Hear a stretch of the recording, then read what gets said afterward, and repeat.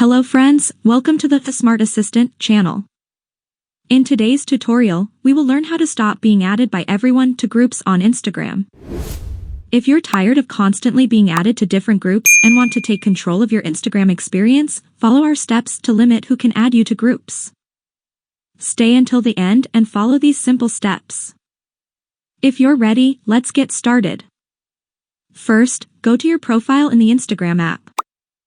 Now, click on the three horizontal lines in the top right corner of the screen, then click on the Settings and Privacy option. Once you've done that, scroll down, find the Messages and Story Replies option, and click on it. In the next step, click on the Message Control option. Now, in the Group Chats section, click on the Who Can Add You to Groups option.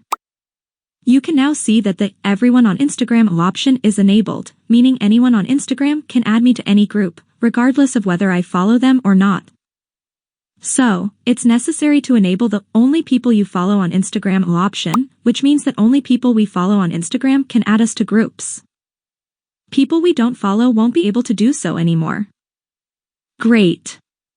Now that you've applied these useful guidelines, you can enjoy a peaceful use of Instagram without unnecessary group invitations. That's all for this video.